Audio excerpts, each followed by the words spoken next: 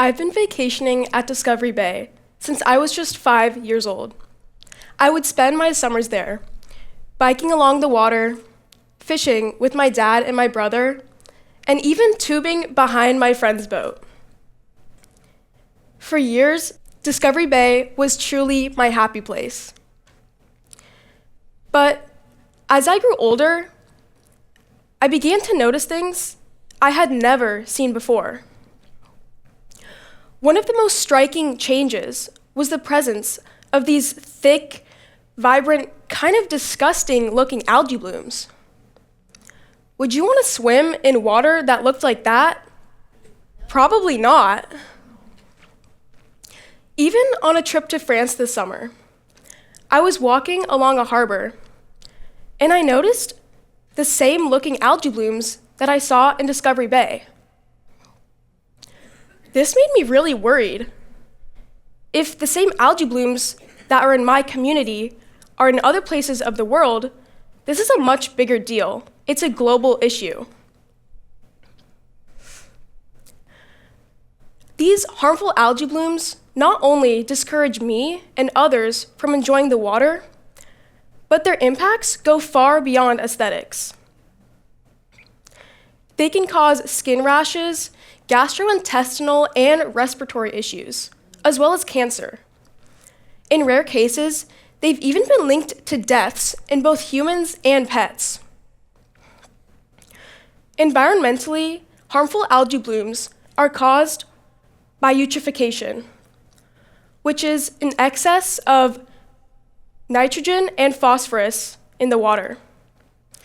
They then lead to hypoxia, which is the depletion of oxygen in the water, ultimately suffocating fish and other marine life. I dug deeper, and that's when I discovered that these harmful algae blooms are specifically caused by nutrient runoff, mostly because of these toxic chemical fertilizers that are sprayed on nearby farmland.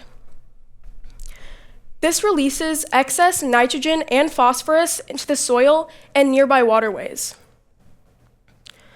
But these same nutrients, I realized, are essential for plant growth. So what if instead of seeing them as an issue, we could use them as something else? Despite all the research done on harmful algae blooms and everything done to try and prevent or eliminate them, there was little success.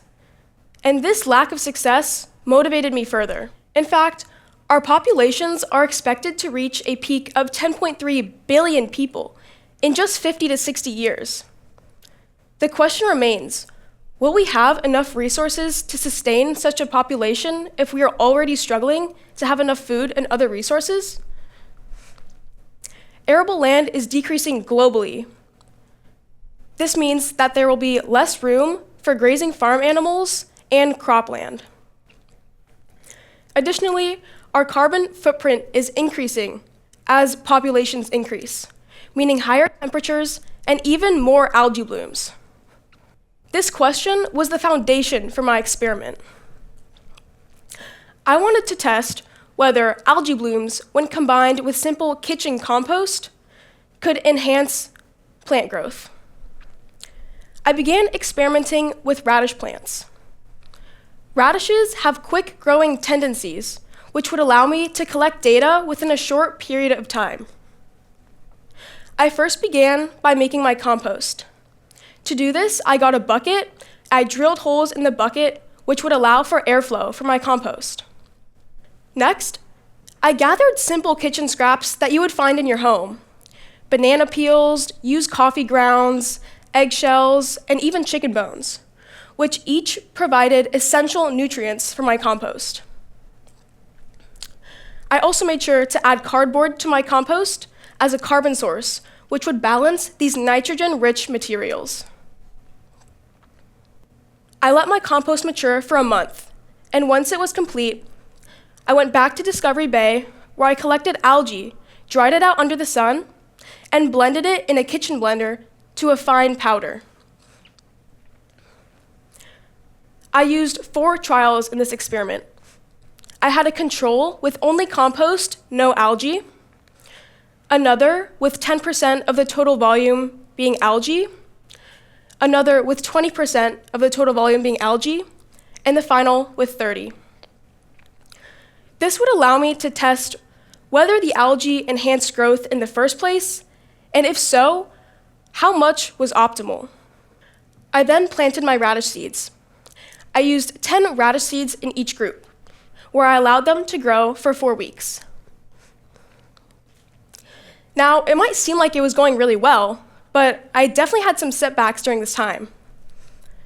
The first was that when drying out the algae, its volume decreased by more than half, meaning every time I thought I was ready to begin experimenting, I didn't have enough algae, so I had to go back to Discovery Bay and collect more.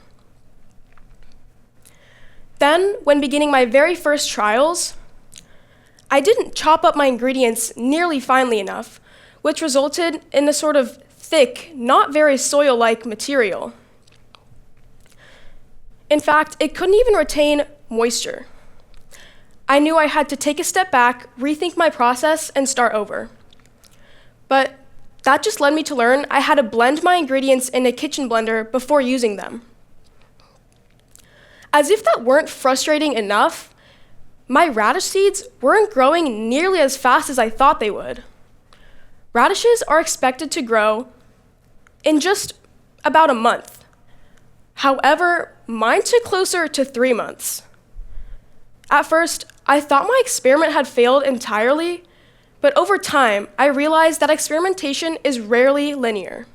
And with each misstep, I pushed through and I learned. After 4 weeks, I transferred my radishes into larger homemade growing beds to allow for more root growth. During this time, I collected common plant data. And this provided for some very positive results. Even in these photos here, you might be able to see that my trial with 0% algae, meaning it had only compost, only 2 remained at the end of the experiment. However, my other 3 trials, which all included compost and algae, most of the radishes remained until maturity. Some other data I collected included stem height. In this graph, the yellow line, which shows the 20% trial, is far in the lead of the others, meaning it had the highest average stems. Similarly, I measured the average number of leaves of all plants. I found similar results. The 20%, which is the yellow line, is also in the lead, with 10%, the red line, not far behind. Finally, once the radishes were fully grown, I measured the length of their roots. Root length is a valid measurement for healthy plant growth. And similar to the last graph, 10 and 20% are doing the best. This data shows that algae blooms, when combined with a simple kitchen compost, not only enhances plant growth, but a 20% concentration is optimal for best results. And finally, here is one of the radishes from this experiment.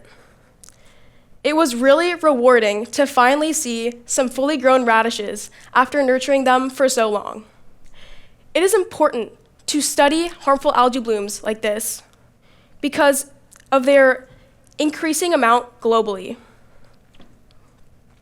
I want to show you a striking graphic. This is a NASA map of algae blooms across the world, found in 1973.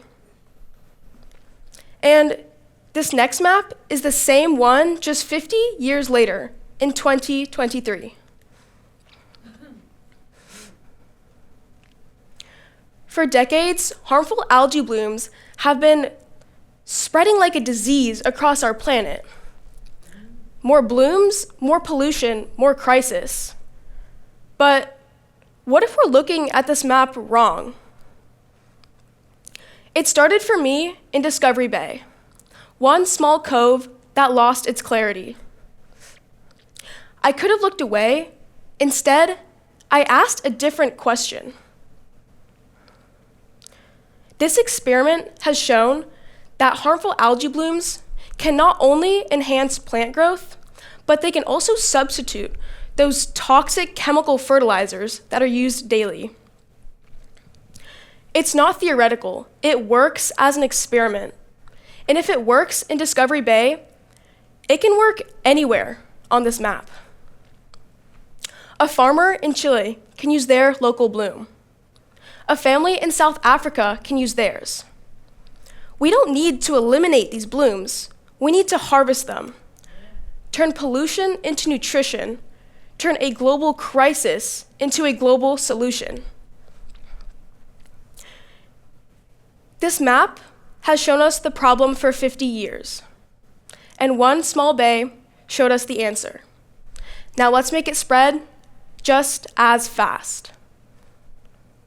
Thank you.